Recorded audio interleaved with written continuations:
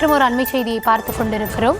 பாமக தலைவர் அன்புமணி தரப்பில் ஒரு அறிக்கை வெளியிடப்பட்டிருக்கிறது. அதன் அடிப்படையில் 80 கோடி ரூபாய் நன்கொடை வசூலிக்க வற்புறுத்துவதா என்ற கேள்வியை அவர் எழுப்பியிருக்கிறார். நம்ம ஸ்கூல் நம்ம ஊரு பள்ளி திட்டத்திற்கு நவம்பர் 3ஆம் தேதிக்குள் 80 கோடி ரூபாய் வசூலிக்க வேண்டும் என ஆசிரியர்கள் மற்றும் கல்வி அதிகாரிகளை கையேந்த வைப்பது கண்டிக்கத்தக்கது என அவர் கூறியிருக்கிறார். முழுமையான விவரங்களோடு நம்முடைய செய்தியாளர் ராஜேஷ் இணைந்திருக்கிறார். ராஜேஷ், வணக்கம். அன்புமணி அவர்கள் தரப்புல என்ன சொல்லப்பட்டிருக்கு? கௌதமி, வணக்கம். பாமக தலைவர் அன்புமணி ராமதாஸ் அறிக்கை ஒன்றை வெளியிட்டிருக்கிறார்.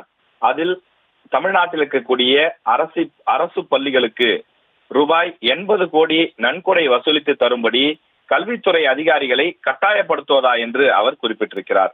தமிழ்நாட்டில் இருக்கக்கூடிய அரசு பள்ளிகளின் கட்டமைப்பு வசதிகளை மேம்படுத்துவதற்கான நம்ம ஸ்கூல் பள்ளி திட்டத்திற்கு நாளை மறுநாள், அதாவது நவம்பர் 3ஆம் தேதிக்குள் ரூபாய் 80 கோடியை தமிழகத்தில் இருக்கக்கூடிய பள்ளிக்கல்வித்துறை அதிகாரிகள் வசூலித்து கொடுக்க வேண்டும் என்று கட்டாயப்படுத்தப்படுவதாக அன்புமணி தன்னுடைய அறிக்கையிலே குறிப்பிட்டிருக்கிறார். ஒரு மாநிலத்தில் கல்வித்துறை செழிக்க வேண்டும் என்று சொன்னால் அந்த மாநிலத்தின் மொத்த உற்பத்தியில் 6% ஒதுக்கீடு செய்ய வேண்டும். அப்படி பார்த்தால் தமிழ்நாட்டில் ஒரு ஆண்டுக்கு 2 லட்சம் கோடி ரூபாய் ஒதுக்கீடு செய்ய வேண்டும். ஆனால் தமிழக அரசு வெறும் 46,000 கோடி தான் ஒதுக்கீடு செய்கிறது.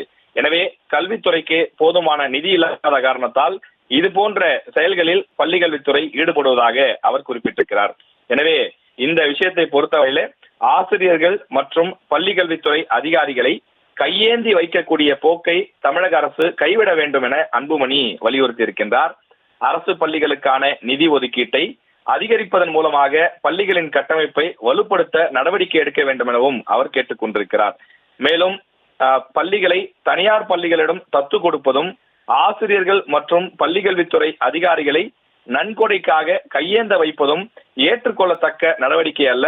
உடனடியாக அரசு இதனை மாற்றிக்கொள்ள வேண்டும் என பாமக தலைவர் அன்புமணி குறிப்பிட்டிருக்கிறார்.